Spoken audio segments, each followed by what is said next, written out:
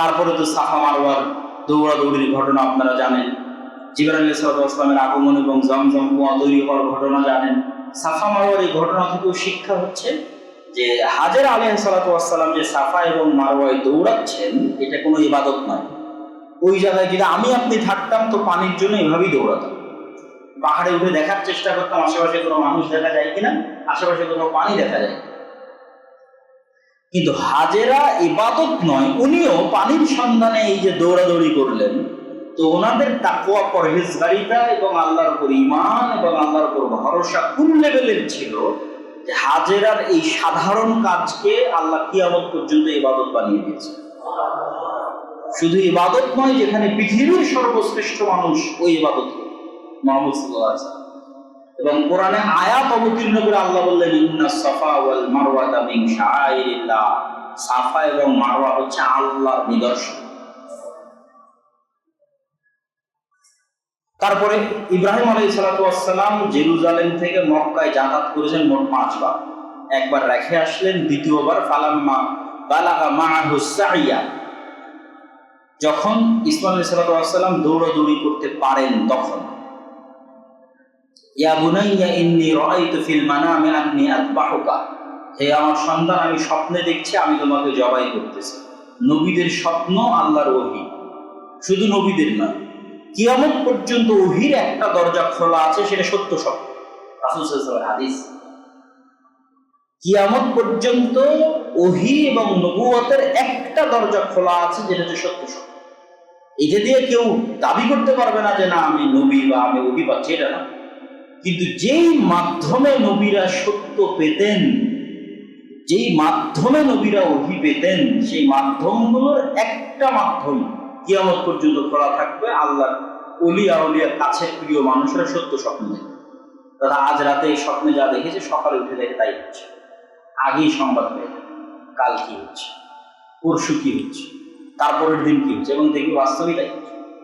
এখন এরকম অসংখ্য আল্লাহওয়ালা পরহেজগার মানুষ আছে যারা রাতে যা স্বপ্নে দেখে পরের দিন তাই। তো নবীদের স্বপ্ন হচ্ছে আল্লাহর আদেশ। তখন ইসমাঈল আলাইহিস সালাম বললেন, ইব্রাহিম আলাইহিস সালাম ইসমাঈলকে বললেন ফানজুর মাযা তারা, তোমার মতামত কি বলো? ইয়া আবাতি ফাআল মা তুমার সাতাজিদুনি ইনশাআল্লাহ মিনাস সাবিরিন, আমার পিতা আল্লাহ আপনাকে যে আদেশ দিয়েছে সেটা করেন, আপনি আমাকে ধৈর্যশীলদের অন্তর্ভুক্ত করেন। তারপরে যখন ইব্রাহিম আলাইহিস সালাম জবাই ফালাম্মা আসলামা ওয়া তাল্লাহু লিল জাবিন, দুইজন যখন ইসলাম গ্রহণ করলো, মুসলিম মানে কি, দুইজন এখানে ইসলাম গ্রহণ করলো মানে কি, শাব্দিক অর্থ করতেছে। ফালাম্মা আসলামা মানে একজন নিহত হওয়ার জন্য প্রস্তুত আর একজন জবাই করার জন্য প্রস্তুত। কেন? এটা আল্লাহর সিদ্ধান্ত থাকে, এই হলো আত্মসমর্পণ। আল্লাহর সিদ্ধান্তের সামনে এই ধরনের আত্মসমর্পণকে মুসলিম বলে, মুসলমান হওয়া বলে। ফালাম্মা আসলামা ওয়া তাল্লাহু লিল জাবিন, হাত দিয়ে এগিয়ে দিল। ওয়া নাদাইনাহু ইয়া ইব্রাহিম কদ সাদ্দাকতা রুয়া, আমি আল্লাহ ডাক দিয়ে বললাম ইব্রাহিম তুমি তোমার স্বপ্নকে সত্যে বাস্তবায়ন করেছো। ওয়া ফাদাইনাহু বিযিবহিন আযীম, আর এটা অনেক বড় পরীক্ষা, এই পরীক্ষায় তুমি পাশ করেছো, তোমার সন্তানকে আরেকটা কুরবানি দিয়ে আমি মুক্ত করে দিয়েছি। শুধু তাই না, তুমি যে পরীক্ষায় পাশ করলা, যে সন্তানের মায়া, স্ত্রীর মায়া আল্লাহর চাওয়ার উপর প্রাধান্য পেতে পারলো না, যেটা আগেই উল্লেখ করেছে আল্লাহর হিকমা, যে ইব্রাহিম হানিফা মুসলিমা হবে আর তার অন্তরে সন্তান আর স্ত্রীর প্রতি মাত্রাতিরিক্ত ভালোবাসা থাকবে, যে আল্লাহ কোনো আদেশ দিলে সেটা বাস্তবায়ন করতে পারবে না। তো এই পরীক্ষায় যখন ইব্রাহিম পাশ করে গেল, তখন আল্লাহ বললেন আল্লাহর মানুষের সন্তানের দরকার নেই। আল্লাহ বললেন তোমার সন্তানকে কুরবানি, আর একটা কুরবানি পাঠিয়ে মুক্ত তো করলামই, ওয়াবাশশারনাহু বিগুলামিন হালিম, তোমাকে আরো একটা সন্তানের সুসংবাদ দিচ্ছি। আল্লাহ, ইসহাক আলাইহিস সালাম আর এক স্ত্রীর দ্বারা, কেন এই পরীক্ষায় উনি পাশ করে গেছে। স্ত্রী পুত্র সন্তান সন্ততির ভালোবাসা আর ওনার প্রতি আল্লাহর আদেশ বাস্তবায়নে বাধা দিতে পারে। ইব্রাহিম আলাইহিস সালামের এক সন্তান ইসহাক, শাম, ফিলিস্তিন, জেরুজালেম। আর ইব্রাহিম আলাইহিস সালামের আর এক সন্তান মক্কা, বাইতুল্লাহ। তো ইসহাকের সন্তান ইয়াকুব, ইয়াকুবের সন্তান ইউসুফ, ইউসুফেরা 12 ভাই। তাদেরও 300-400 বছর পর মুসা, মুসা আলাইহিস সালামের ভাই হারুন, তারপরে ইউশা বিন নুন, তার 200-300 বছর পর দাউদ, দাউদের সন্তান সুলাইমান, এর মধ্যে আইয়ুব আছে, তারপরে ইউনুস আছে, এর মধ্যেই আছে। আর তারপরে শেষের দিকে আছে জাকারিয়া, ইয়াহইয়া, ঈসা, মারিয়াম। এই যে লম্বা সময় বানু ইসরাইলের, প্রায় 2000 বছর আনুমানিক, এই 2000 বছরে ইসমাইলের সন্তানেরা কিন্তু মক্কাতে আছে।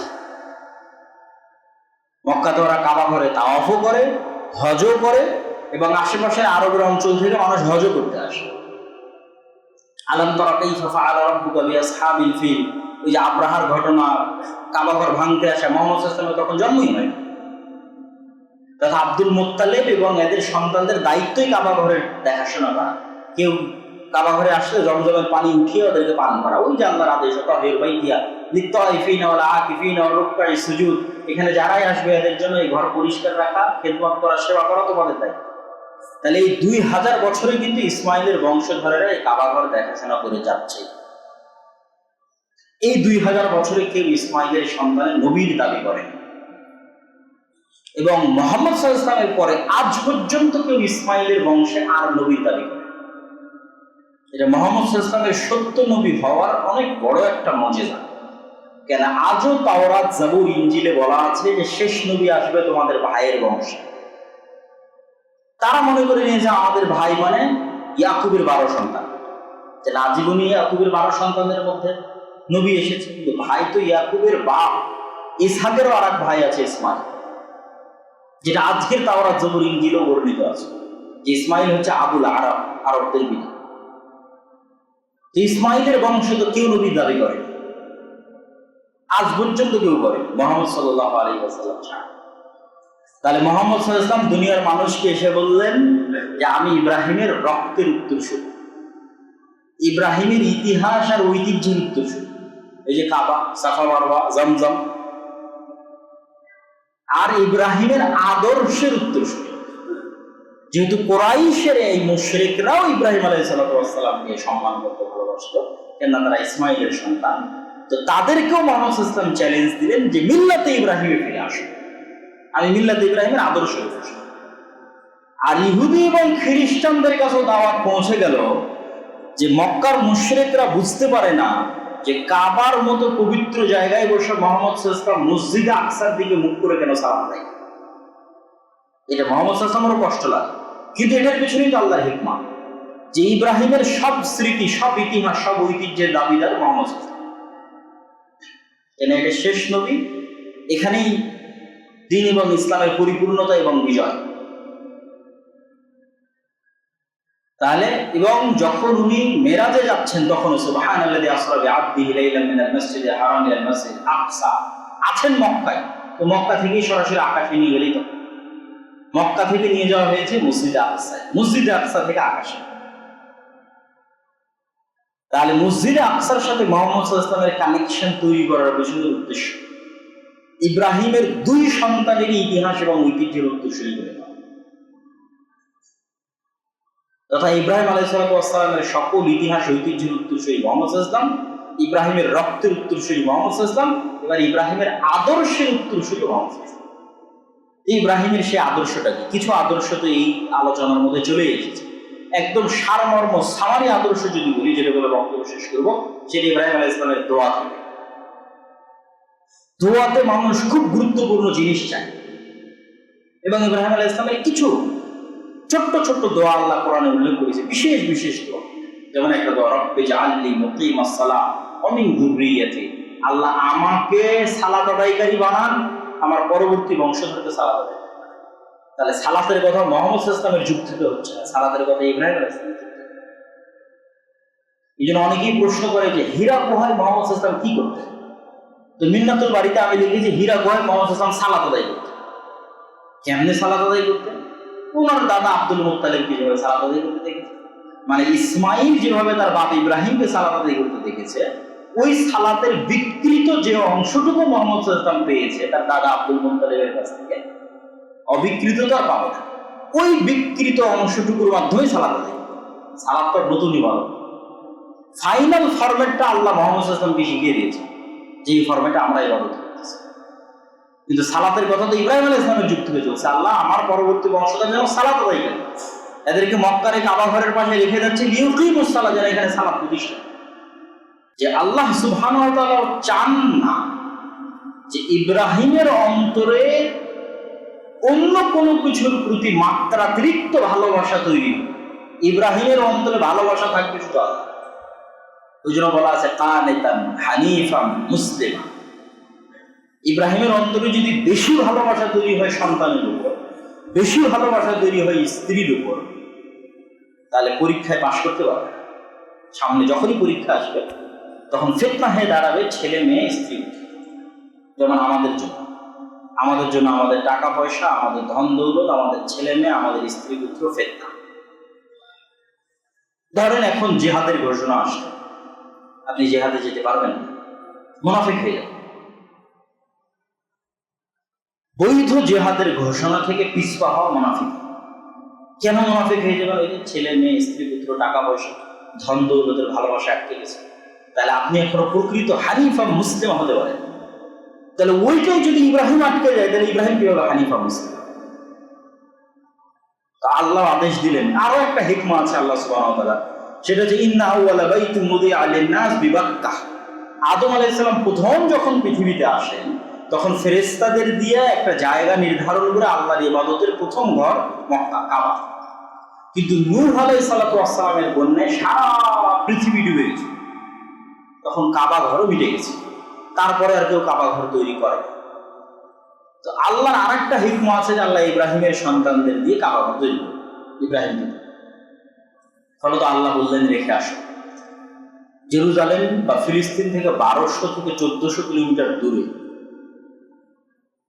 হাদিসের একটা ইবারত এবং কোরআনের একটা আয়াত। কোরআনের আয়াতে ইব্রাহিম আলাইহিস সালাম বলেন ইন্নী আসকানতু মিন যুররিয়াতি বিওয়াদিন গায়রা জি জারইন। আল্লাহ এমন এক জায়গায় আমার বংশকে রেখে যাচ্ছে যেটা গায়রা জি জারইন, কিছুই উৎপাদন হয় না।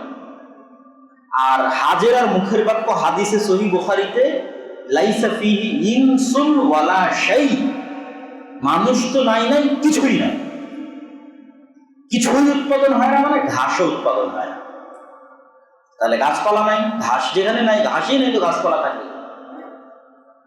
আর বলেছে মানুষ নাই, কিছুই নাই। তাহলে মানুষ নাই, কিছুই নাই মানে মানুষ তো নাই, পশু পাখি প্রাণী জীব জন্তু জানোয়ার কিছু। তাহলে জীবন ধারণের কোনো ব্যবস্থাপনা নাই। এরকম জায়গায় যখন রেখে আসতেছেন, হাজেরা পিছন থেকে বলছেন আইনা তাযহাবু আনতা ইব্রাহিম, আপনি কোথায় যাচ্ছেন? 3 বার পড়ার পর কোনো উত্তর না পেয়ে তিনি বলছেন আল্লাহ আমারাক, আল্লাহ কি আপনাকে আদেশ দিয়েছে? না, হ্যাঁ আল্লাহ আদেশ দিয়েছে। তখন স্ত্রী বলছে ফালা ইউদাইয়া আল্লাহ আবাদা, যদি আল্লাহর আদেশ হয়ে থাকে তাহলে আমাদের নিরাপত্তার দায়িত্ব আল্লাহ, আমাদের রিজিক এবং হেফাজতের দায়িত্ব আল্লাহ। তাহলে আমাদের আর কোনো ক্ষতি হবে। কি ঈমান, এই তাওয়াক্কুল, এই ভরসা যদি আপনি এই কুরবানির সময় না শিখতে পারেন তাহলে এই কুরবানির ফায়দা হবে। ইব্রাহিমের জীবনী থেকে শিখতে হবে। তো ইব্রাহিম আলাইহিস সালাম আড়ালে গিয়ে দোয়া করছেন ইন্নী আসকানতু, ওই যে আয়াতের অনুবাদ করলাম, আল্লাহ এমন জায়গায় রেখে যাচ্ছে যে জায়গায় কিছু উৎপাদন হয়। কেন রেখে যাচ্ছে? রব্বানা লিইউকিমুস সালাহ, ওই আয়াতের মধ্যেই আছে আল্লাহ এদের রেখে যাচ্ছে আর এখানে সালাত প্রতিষ্ঠা করে। তাহলে সালাতের গুরুত্ব দেয়। দোয়ার মধ্যে প্রথমে বলছে আল্লাহ এমন জায়গায় রেখে যাচ্ছে যেখানে কিছু উৎপাদন হয় না। আল্লাহ এদের রেখে যাচ্ছে কেন? লিইউকিমুস সালাহ, এরা এখানে সালাত প্রতিষ্ঠা করে। আল্লাহুম্মা জাআল আফইদাতান মিনান নাস, আল্লাহ মানুষের অন্তরকে তাহবি ইলাইহি, এদের দিকে ঘুরিয়ে দেন, এই শহরের দিকে ঘুরিয়ে দেন, এখানে মানুষজন আসুক, বাস করুক। নাহলে এরা থাকবে কিভাবে? ওয়ারযুকহুম মিনাস সামারাত, আর ফলমূল থেকে এদের খাবারের ব্যবস্থা। এই দোয়া ইব্রাহিম আলাইহিস সালামের, কোরআনের আয়াতে আল্লাহ সুবহানাহু ওয়া তাআলা বলেছেন। এইভাবেই ঘটনা ঘটলো। তারপরে তো সাফা মারওয়ার দৌড়াদৌড়ির ঘটনা আপনারা জানেন। জিবরাইল আলাইহিস সালামের আগমন এবং জমজম কুয়া তৈরি হওয়ার ঘটনা জানেন। সাফা মারওয়ার এই ঘটনা থেকেও শিক্ষা হচ্ছে যে হাজেরা আলাইহিস সালাম যে সাফা এবং মারওয়ায় দৌড়াচ্ছেন এটা কোনো ইবাদত নয়। ওই জায়গায় যদি আমি আপনি থাকতাম তো পানির জন্য এভাবেই দৌড়াতাম, পাহাড়ে উঠে দেখার চেষ্টা করতাম আশেপাশে কোনো মানুষ দেখা যায় কিনা, আশেপাশে কোথাও পানি দেখা যায়। কিন্তু হাজেরা ইবাদত নয়, উনিও পানির সন্ধানে এই যে দৌড়াদৌড়ি করলেন। তো ওনাদের তাকওয়া, পরহেজগারিতা এবং আল্লাহর উপর ঈমান এবং আল্লাহর উপর ভরসা কোন লেভেলের ছিল যে হাজেরার এই সাধারণ কাজকে আল্লাহ কিয়ামত পর্যন্ত ইবাদত বানিয়ে দিয়েছে। শুধু ইবাদত নয়, যেখানে পৃথিবীর সর্বশ্রেষ্ঠ মানুষ ওই ইবাদত করে, মুহাম্মদ সাল্লাল্লাহু আলাইহি ওয়াসাল্লাম। এবং কোরআনে আয়াত অবতীর্ণ করে আল্লাহ বললেন ইন্নাস সাফা ওয়াল মারওয়াতা মিন শাআইরিল্লাহ, সাফা এবং মারওয়া হচ্ছে আল্লাহর নিদর্শন। তারপরে ইব্রাহিম আলাইহিস সালাতু ওয়াস সালাম জেরুজালেম থেকে মক্কায় যাতায়াত করেছেন মোট 5 বার। একবার রেখে আসলেন, দ্বিতীয়বার ফালাম্মা বালাগা মাআহুস সাইয়া, যখন ইসমাঈল আলাইহিস সালাতু ওয়াস সালাম দৌড়াদৌড়ি করতে পারেন তখন ইয়া বুনাইয়া ইন্নী রাআইতু ফিল মানামি আন্নী আযবাহুকা, হে আমার সন্তান আমি স্বপ্নে দেখছি আমি তোমাকে জবাই করতেছি। নবীদের স্বপ্ন আল্লাহর ওহী, শুধু নবীদের নয়, কিয়ামত পর্যন্ত ওহীর একটা দরজা খোলা আছে, সেটা সত্য স্বপ্ন। রাসূল সাল্লাল্লাহু আলাইহি ওয়াসাল্লামের হাদিস, কিয়ামত পর্যন্ত ওহী এবং নবুয়তের একটা দরজা খোলা আছে, যেটা হচ্ছে সত্য স্বপ্ন। এটা দিয়ে কেউ দাবি করতে পারবে না যে না আমি নবী বা আমি ওহী পাচ্ছি, এটা না। কিন্তু যেই মাধ্যমে নবীরা সত্য পেতেন, যেই মাধ্যমে নবীরা ওহী পেতেন, সেই মাধ্যমগুলোর একটা মাধ্যম কিয়ামত পর্যন্ত খোলা থাকবে। আল্লাহর ওলিয়া আউলিয়া কাছের প্রিয় মানুষেরা সত্য স্বপ্ন দেখে, তারা আজ রাতে এই স্বপ্নে যা দেখেছে সকালে উঠে দেখে তাই হচ্ছে, আগেই সংবাদ পেয়ে কাল কি হচ্ছে, পরশু কি হচ্ছে, তারপরের দিন কি হচ্ছে, এবং দেখি বাস্তবিক তাই হচ্ছে। এখন এরকম অসংখ্য আল্লাহওয়ালা পরহেজগার মানুষ আছে যারা রাতে যা স্বপ্নে দেখে পরের দিন তাই। তো নবীদের স্বপ্ন হচ্ছে আল্লাহর আদেশ। তখন ইসমাঈল আলাইহিস সালাতু ওয়াস সালাম বললেন, ইব্রাহিম আলাইহিস সালাম ইসমাঈলকে বললেন ফানজুর মাযা তারা, তোমার মতামত কি বলো? ইয়া আবাতি ফাআল মা তুমার সাতাজিদুনি ইনশাআল্লাহ মিনাস সাবিরিন, আমার পিতা আল্লাহ আপনাকে যে আদেশ দিয়েছে সেটা করেন, আপনি আমাকে ধৈর্যশীলদের অন্তর্ভুক্ত করেন। তারপরে যখন ইব্রাহিম আলাইহিস সালাতু ওয়াস সালাম জবাই ফালাম্মা আসলামা ওয়া তাল্লাহু লিল জাবিন, দুইজন যখন ইসলাম গ্রহণ করলো, মুসলিম মানে কি? দুইজন এখানে ইসলাম গ্রহণ করলো মানে কি? শাব্দিক অর্থ করতেছে। ফালাম্মা আসলামা মানে একজন নিহত হওয়ার জন্য প্রস্তুত, আর একজন জবাই করার জন্য প্রস্তুত। কেন? এটা আল্লাহর সিদ্ধান্ত থাকে। এই হলো আত্মসমর্পণ। আল্লাহর সিদ্ধান্তের সামনে এই ধরনের আত্মসমর্পণকে মুসলিম বলে, মুসলমান হওয়া বলে। ফালাম্মা আসলামা ওয়া তাল্লাহু লিল জাবিন, হাত দিয়ে এগিয়ে দিল। ওয়া নাদাইনাহু ইয়া ইব্রাহিম কদ সাদ্দাকতা রুইয়া, আমি আল্লাহ ডাক দিয়ে বললাম ইব্রাহিম তুমি তোমার স্বপ্নকে সত্যে বাস্তবায়ন করেছো। ওয়া ফাদাইনাহু বিযিবহিন আযীম, আর এটা অনেক বড় পরীক্ষা, এই পরীক্ষায় তুমি পাশ করেছো, তোমার সন্তানকে আরেকটা কুরবানি দিয়ে আমি মুক্ত করে দিয়েছি। শুধু তাই না, তুমি যে এই পরীক্ষায় পাশ করলা, যে সন্তানের মায়া, স্ত্রীর মায়া আল্লাহর চাওয়ার উপর প্রাধান্য পেতে পারলো না, যেটা আগেই উল্লেখ করেছে আল্লাহর হিকমত, যে ইব্রাহিম হানিফা মুসলিমা হবে আর তার অন্তরে সন্তান আর স্ত্রীর প্রতি মাত্রাতিরিক্ত ভালোবাসা থাকবে, যে আল্লাহ কোনো আদেশ দিলে সেটা বাস্তবায়ন করতে পারবে না। তো এই পরীক্ষায় যখন ইব্রাহিম পাশ করে গেল, তখন আল্লাহ বললেন আল্লাহর পর মানুষের সন্তানের দরকার নেই। আল্লাহ বললেন তোমার সন্তানকে কুরবানি, আর একটা কুরবানি পাঠিয়ে মুক্ত তো করলামই, ওয়াবাশশারনাহু বিগুলামিন হালিম, তোমাকে আরো একটা সন্তানের সুসংবাদ দিচ্ছি। আল্লাহ, ইসহাক আলাইহিস সালাতু ওয়াস সালাম আর এক স্ত্রীর দরকার। কেন? এই পরীক্ষায় উনি পাশ করে গেছে। স্ত্রী পুত্র সন্তান সন্ততির ভালোবাসা আর ওনার প্রতি আল্লাহর আদেশ বাস্তবায়নে বাধা দিতে পারে, যেটা আমাদের জন্য এখনো ফিতনা হিসেবে আছে। আমরা সুদ খাচ্ছি, ঘুষ খাচ্ছি, কেন? আমার স্ত্রীর দরকার, সন্তানের দরকার, আরো অসংখ্য কিছু আছে। যে ফিতনাগুলো থেকে আমরা বের হতে পারতেছি না, পরিবারের চাপ। তাহলে ইব্রাহিম আলাইহিস সালাতু ওয়াস সালামের এই কুরবানি থেকে আপনাকে ওটা শিখতে হবে, নাহলে এই কুরবানির মহত্ব আপনি বুঝতে পারবেন। ইব্রাহিম আলাইহিস সালাতু ওয়াস সালাম আরো কয়েকবার এসেছেন এই ঘটনার, এই কুরবানির ঘটনারও পরে আরো কয়েকবার এসেছেন, আরো 3 বার। একবার এসে ইসমাঈল আলাইহিস সালাতু ওয়াস সালামকে পাননি, বাড়িতে বৌমাকে পেয়েছেন, জিজ্ঞেস করেছেন কাইফা হাইয়াতুকুম, তোমরা কেমন আছো? বৌমা বলেছে আমরা ভালো নাই, নাহনু ফি শিদ্দা। যেমনি বলেছে ভালো নাই, ইব্রাহিম আলাইহিস সালামের মন খারাপ হয়ে গেছে। বলেছেন বাড়িতে মালিক আসলে বলিও গাইয়ের আতাবাতা বাবি, দরজার চৌকাট কপাট যেন পাল্টিয়ে নেয়। সন্তান এসে বলেছে এটা আমার বাপ ছিল, তোমাকে তালাক দিতে বলে গেছে, তুমি বাড়ি চলে যাও, বাপের বাড়ি চলে যাও। আবার অনেকদিন পর ইব্রাহিম আলাইহিস সালাম এসেছে, এসে এবারও ইসমাঈল আলাইহিস সালামকে পাননি। আবার বৌমাকে জিজ্ঞেস করেছে, দ্বিতীয় বৌমা কেমন আছো? এবার এই বৌমা আতনাত আলাল্লাহ, প্রথমে আল্লাহর প্রশংসা করেছে। যখনই আল্লাহর প্রশংসা করেছে ইব্রাহিম আলাইহিস সালামের মনটা ভালো হয়ে গেছে, খুশি। যে অবস্থাতেই থাকুক আল্লাহর প্রশংসা করেছে। তখন এবার ওরা আগের বার কিছুই জিজ্ঞেস করেনি, এবার আরো অনেকগুলো প্রশ্ন করেছে যে তোমরা কি খাও, কেমনে থাকো। তখন বৌমা বলছে আমরা পানি খাই আর উনি স্বীকার করে যে গোস্ত নিয়ে আসে সেই গোস্ত খাই। তখন উনি আবার দোয়া করে দিচ্ছে আল্লাহুম্মা বারিক লাহুম ফি মাইহিম ওয়া লুহুমিহিম, আল্লাহ এদের পানিতে আর এদের গোস্তে বরকত দান করে। আর একবার তিনি আসলেন, এবার ইসমাইল আলাইহিস সালামের সাথে দেখা হলো এবং তিনি ইসমাইলকে বললেন আল্লাহর আদেশ যে আল্লাহ এখানে ঘরের জায়গা আমাকে নির্ধারণ করে দিয়েছে। ওই ইয়ারফাউ ইব্রাহিমুল কাওয়াইদা মিনাল বাইতি ওয়া ইসমাইল রব্বানা তাকাব্বাল মিন্না ইন্নাকা আনতাস সামিউল আলিম। বাপ বেটা দুইজন মিলে ঘর তৈরি করলো। আল্লাহ আদেশ দিয়ে বললেন ওয়াতাহহির বাইতি লিত-তাইফিনা ওয়াল আকিফিনা ওয়ার রুকআইস সুজুদ, এই ঘরকে পরিষ্কার রাখতে হবে তাওয়াফকারীদের জন্য, রুকুকারীদের জন্য, সিজদাকারীদের জন্য। কাকে পরিষ্কার রাখতে হবে? ইব্রাহিম আলাইহিস সালাম। এবার একদম সারমর্ম চলে আসে। জুমার খুতবা বেশি সময় নিব না, অলরেডি অনেক সময় হয়ে গেছে। সারমর্ম, ইব্রাহিম আলাইহিস সালামের এক সন্তান ইসহাক, শাম, ফিলিস্তিন, জেরুজালেম। আর ইব্রাহিম আলাইহিস সালামের আর এক সন্তান মক্কা, বাইতুল্লাহ। তো ইসহাকের সন্তান ইয়াকুব, ইয়াকুবের সন্তান ইউসুফ, ইউসুফেরা 12 ভাই। তাদেরও 300-400 বছর পর মুসা, মুসা আলাইহিস সালামের ভাই হারুন, তারপরে ইউশা বিন নুন, তার 200-300 বছর পর দাউদ, দাউদের সন্তান সুলাইমান, এর মধ্যে আইয়ুব আছে, তারপরে ইউনুস আছে, এর মধ্যেই আছে। আর তারপরে শেষের দিকে আছে জাকারিয়া, ইয়াহইয়া, ঈসা, মারিয়াম। এই যে লম্বা সময় বানু ইসরাইলের প্রায় 2000 বছর আনুমানিক, এই 2000 বছরে ইসমাইলের সন্তানেরা কিন্তু মক্কাতে আছে। মক্কাতে ওরা কাবা ঘরে তাওয়াফও করে, হজও করে এবং আশেপাশের আরবের অঞ্চল থেকে মানুষ হজও করতে আসে। আলাম তারা কাইফা ফাআলা রাব্বুকা বিআসহাবিল ফিল, ওই যে আব্রাহার ঘটনা, কাবা ঘর ভাঙতে আসা, মুহাম্মদ সাল্লাল্লাহু আলাইহি ওয়াসাল্লাম তখন জন্মই হয়। তথা আব্দুল মুত্তালিব এবং এদের সন্তানদের দায়িত্বই কাবা ঘরের দেখাশোনা করা।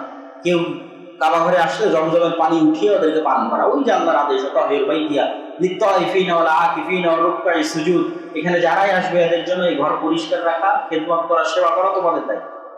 তাহলে এই 2000 বছরে কিন্তু ইসমাইলের বংশধরেরা এই কাবা ঘর দেখাশোনা করে যাচ্ছে।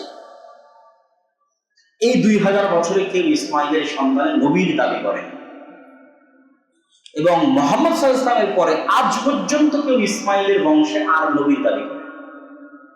এটা মুহাম্মদ সাল্লাল্লাহু আলাইহি ওয়াসাল্লামের সত্য নবী হওয়ার অনেক বড় একটা মুজিজা।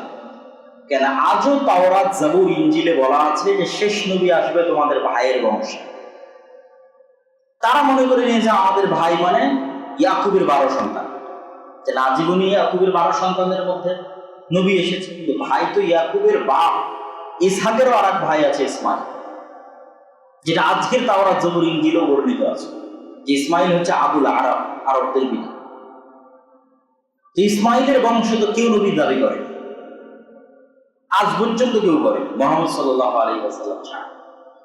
তাহলে মুহাম্মদ সাল্লাল্লাহু আলাইহি ওয়াসাল্লাম দুনিয়ার মানুষকে এসে বললেন যে আমি ইব্রাহিমের রক্তের উত্তরসূরি, ইব্রাহিমের ইতিহাস আর ঐতিহ্যের উত্তরসূরি। এই যে কাবা, সাফা, মারওয়া, জমজম, আর ইব্রাহিমের আদর্শের উত্তরসূরি। যেহেতু কুরাইশের এই মুশরিকরাও ইব্রাহিম আলাইহিস সালামকে সম্মান করতে ভালোবাসত, কেননা তারা ইসমাইলের সন্তান, তো তাদেরকেও মুহাম্মদ সাল্লাল্লাহু আলাইহি ওয়াসাল্লাম চ্যালেঞ্জ দিলেন যে মিল্লাতে ইব্রাহিমে ফিরে আসো, আমি মিল্লাতে ইব্রাহিমের আদর্শ। আর ইহুদি এবং খ্রিস্টানদের কাছেও দাওয়াত পৌঁছে গেল যে মক্কার মুশরিকরা বুঝতে পারে না যে কাবার মতো পবিত্র জায়গায় বসে মুহাম্মদ সাল্লাল্লাহু আলাইহি ওয়াসাল্লাম মসজিদে আকসার দিকে মুখ করে কেন সালাম দেয়। এটা মুহাম্মদ সাল্লাল্লাহু আলাইহি ওয়াসাল্লামেরও কষ্ট লাগে, কিন্তু এটার পেছনেই তো আল্লাহর হিকমত, যে ইব্রাহিমের সব স্মৃতি, সব ইতিহাস, সব ঐতিহ্যের দাবিদার মুহাম্মদ সাল্লাল্লাহু আলাইহি ওয়াসাল্লাম। কেন এটা শেষ নবী, এখানেই দ্বীন এবং ইসলামের পরিপূর্ণতা এবং বিজয়। তাহলে এবং যখন উনি মেরাজে যাচ্ছেন তখন সুবহানাল্লাযী আসরা বিআবদিহি লাইলাম মিনাল মাসজিদিল হারাম ইলাল মাসজিদিল আকসা, আছেন মক্কায়, তো মক্কা থেকেই সরাসরি আকাশে নিয়ে গেলেই তো। মক্কা থেকে নিয়ে যাওয়া হয়েছে মসজিদে আকসায়, মসজিদে আকসা থেকে আকাশে। তাহলে মসজিদে আকসার সাথে মুহাম্মদ সাল্লাল্লাহু আলাইহি ওয়াসাল্লামের কানেকশন তৈরি করার পেছনে উদ্দেশ্য ইব্রাহিমের 2 সন্তানের ইতিহাস এবং ঐতিহ্যের উত্তরসূরি করে দেওয়া, তথা ইব্রাহিম আলাইহিস সালামের সকল ইতিহাস, ঐতিহ্যের উত্তরসূরি মুহাম্মদ সাল্লাল্লাহু আলাইহি ওয়াসাল্লাম ইব্রাহিমের রক্তের উত্তরসূরি মোহাম্মদ সাল্লাল্লাহু আলাইহি ওয়াসাল্লাম, এবার ইব্রাহিমের আদর্শের উত্তরসূরি মোহাম্মদ সাল্লাল্লাহু আলাইহি ওয়াসাল্লাম। ইব্রাহিমের সেই আদর্শটা কি? কিছু আদর্শ তো এই আলোচনার মধ্যে চলে এসেছে। একদম সারমর্ম সামারি আদর্শ যদি বলি, যেটা বলে বক্তব্য শেষ করবো, সেটা ইব্রাহিম আলাইহিস সালামের দোয়া থেকে। দোয়াতে মানুষ খুব গুরুত্বপূর্ণ জিনিস চায়, এবং ইব্রাহিম আলাইহিস সালামের কিছু ছোট্ট ছোট্ট দোয়া আল্লাহ কোরআনে উল্লেখ করেছে, বিশেষ বিশেষ দোয়া। যেমন একটা দোয়া, রব্বি জাআলনি মুকিমাস সালাহ ওয়া মিন যুররিয়াতি, আল্লাহ আমাকে সালাত আদায়কারী বানান, আমার পরবর্তী বংশধরকে সালাত আদায়। তাহলে সালাতের কথা মুহাম্মদ সাল্লাল্লাহু আলাইহি ওয়াসাল্লামের যুগ থেকে হচ্ছে না, সালাতের কথা ইব্রাহিম আলাইহিস সালামের যুগ থেকে। এই জন্য অনেকেই প্রশ্ন করে যে হীরা গুহায় মুহাম্মদ সাল্লাল্লাহু আলাইহি ওয়াসাল্লাম কি করতেন? তো মিন্নাতুল বাড়িতে আমি লিখেছি হীরা গুহায় মুহাম্মদ সাল্লাল্লাহু আলাইহি ওয়াসাল্লাম সালাত আদায় করতেন। কেমনে সালাত আদায় করতেন? ওনার দাদা আব্দুল মুত্তালিবকে যেভাবে সালাত আদায় করতে দেখেছে, মানে ইসমাইল যেভাবে তার বাবা ইব্রাহিমকে সালাত আদায় করতে দেখেছে, ওই সালাতের বিকৃত যে অংশটুকু মুহাম্মদ সাল্লাল্লাহু আলাইহি ওয়াসাল্লাম পেয়েছে তার দাদা আব্দুল মুত্তালিবের কাছ থেকে, অবিকৃত তো আর পাবে না, ওই বিকৃত অংশটুকুর মাধ্যমে সালাত আদায় করবে। সালাতটা নতুন ইবাদত, ফাইনাল ফরম্যাটটা আল্লাহ মুহাম্মদ সাল্লাল্লাহু আলাইহি ওয়াসাল্লামকে শিখিয়ে দিয়েছে, যে ফরম্যাটে আমরা ইবাদত করতেছি। কিন্তু সালাতের কথা তো ইব্রাহিম আলাইহিস সালামের যুগ থেকে চলছে, আল্লাহ আমার পরবর্তী বংশধর যেন সালাত আদায় করে, এদেরকে মক্কার এই কাবা ঘরের পাশে রেখে যাচ্ছে লিউকিমুস সালাত, যেন এখানে সালাত প্রতিষ্ঠা। ইব্রাহিম আলাইহিস সালামের আরেকটা দোয়া, ওয়াজনুবনি ওয়া বানিয়া আন না'বুদাল আসনাম, আল্লাহ আমাকে আর আমার পরবর্তী বংশধরকে শিরক থেকে বাঁচায়, মূর্তি পূজা শিরক থেকে বাঁচায়। তাহলে শিরক এক ভয়াবহ ভয়ঙ্কর জিনিস, যেটা থেকে ইব্রাহিম আলাইহিস সালাম নিজে এবং নিজের পরবর্তী বংশের মুক্তি চাচ্ছেন আল্লাহর কাছে। আর সালাত এক গুরুত্বপূর্ণ ইবাদত, যেটা ইব্রাহিম আলাইহিস সালাম চাচ্ছেন নিজের জন্য এবং তার পরবর্তী বংশের জন্য। তাহলে ইব্রাহিম আলাইহিস সালামের আদর্শের যদি সারমর্ম করি, তাহলে এক নম্বর হচ্ছে তাওহীদ, হানিফা মুসলিমা। এই ওই তাওহীদ নয়, মানে তাওহীদের সর্বোচ্চ স্তর যেটা হতে পারে সেটা, যেটা আল্লামা ইকবাল তার কবিতার মধ্যে বলেছেন, ये दौर अपने बराहिम की तलाश में है। আজকের মুসলমানদের সকল সমস্যার সমাধান হচ্ছে মুসলমানদের মধ্যে ইব্রাহিম নাই। তো মুসলমানদের মধ্যে ইব্রাহিম দরকার, যেটা উনি কবিতার বাক্য, ये दौर अपने बराहिम की तलाश में है। এই যুগের মুসলমানদের একটা ইব্রাহিম দরকার, তাহলে বিজয় হয়ে যাবে। এই যে লাঞ্ছনা, এই যে অধঃপতন, এগুলো সব শেষ হয়ে যাবে, একটা ইব্রাহিম দরকার। মানে ইব্রাহিমের লেভেলের তাওহীদ থাকে, হয়তো সরাসরি মূর্তি পূজা নেই, কিন্তু এই যে ইব্রাহিমের যে স্যাক্রিফাইস, আল্লাহর আদেশের সামনে সন্তানকে কুরবানি করে দিচ্ছে, আর আমরা সামান্য টাকার জন্য, সামান্য ধন দৌলতের জন্য, আরো কত কিছুর জন্য আল্লাহর আদেশের সাথে কম্প্রোমাইজ করতেছি। তাহলে তো ওই লেভেলের তাওহীদ আমরা অর্জন করতে পারি। তাহলে ইব্রাহিমের আদর্শের এক নম্বর হচ্ছে তাওহীদ, এবং ইব্রাহিমের আদর্শের 2 নম্বর হচ্ছে সালাত, এবং ইব্রাহিমের আদর্শের 3 নম্বর হচ্ছে তার পুরো পরিবারের যে ইখলাস এবং তাওয়াক্কুল আলাল্লাহ এবং মসজিদের সাথে কানেক্টিভিটি, যে 2 সন্তানের 2 বংশধরই আল্লাহর 2টা মসজিদের খাদেম, মসজিদে আকসা এবং বাইতুল্লাহ। এটা আদর্শ পরিবার তৈরির ভিত্তি, এটা হচ্ছে মসজিদের খাদেম হতে হবে। কেউ যদি চায় তার পরিবারকে আদর্শ পরিবার বানাবে, তাহলে বাপকেও মসজিদের খাদেম হতে হবে, সন্তানকেও মসজিদের খাদেম বানাবে। মসজিদের সাথে সম্পর্ক রক্ষার মাধ্যমেই আদর্শ পরিবার তৈরি হচ্ছে। প্রিয় উপস্থিতি, আল্লাহ সুবহানাহু ওয়া তাআলা আমাদের এই পুরো বক্তব্য থেকে ইব্রাহিম আলাইহিস সালামের আদর্শ শিখার মানা, এবং আমরা যে কুরবানি করতেছি, এই কুরবানির মাধ্যমে ওকে শিখতে যেন পাই যে এই কুরবানি গোস্ত খাওয়ার জন্য করতেছি, ভাগে কুরবানি দিলে একটু বেশি গোস্ত পাবো সেই নিয়তে করতেছি, একটু বেশি বড় কুরবানি দেখাবো এই নিয়তে করতেছি না। আজকে যেমন আমার ছাগল কুরবানি হয়ে যাচ্ছে, কালকে যদি আমাকে কুরবানি হওয়া লাগে তো আমি প্রস্তুত আছি। এই হলো স্যাক্রিফাইস। কালকে যদি এই দিনের জন্য আমার কুরবানি লাগে তা আমিও প্রস্তুত আছি। আজকে আমার টাকার কুরবানি লাগতেছে আর আমার একটা পশুর কুরবানি লাগতেছে, কালকে আমার জীবনের কুরবানি লাগবে, ওই মানসিকতা আমার আছে না, আসলে গোস্তের প্রতি ভালোবাসা। তো আল্লাহ সুবহানাহু ওয়া তাআলা আমাদের ইব্রাহিম আলাইহিস সালামের এই পুরো জীবনী থেকে আদর্শ শিক্ষার এবং আইয়ামুত তাশরীকে আল্লাহ সুবহানাহু ওয়া তাআলার জিকির আজকার করার, এবং বিশেষ করে এই পূর্ব বাংলার মুসলমানদের যে ঈদুল আজহা এবং ঈদুল ফিতরের ইতিহাস ও ঐতিহ্য, যে সংগ্রামের ভিত্তিতে আমরা এই স্বাধীনতা পেয়েছি, সেই সংগ্রামকে মূল্যায়ন করা এবং এই দেশের স্বাধীনতা এবং সার্বভৌমত্ব অক্ষুণ্ণ রাখা, যাতে আমাদের পরবর্তী বংশধরেরাও এই ঈদুল আজহার এই স্বাধীনতা তাদের মন মতো করে উপভোগ করতে পারে। শুধু সেটাই নয়, যদি আপনি ভারতের মুসলমানদেরও এই স্বাধীনতা দেওয়ার চেষ্টা না করেন তাহলে এটা মহান। আপনারটা তো রাখতে হবেই, আপনার অন্তরে এই নিয়ত থাকতে হবে, আপনার পরবর্তী বংশধরের নিয়ত থাকতে হবে যে আপনার পাশের দেশে মুসলমানরা ঈদ শান্তি মতো পালন করতে পারছে না।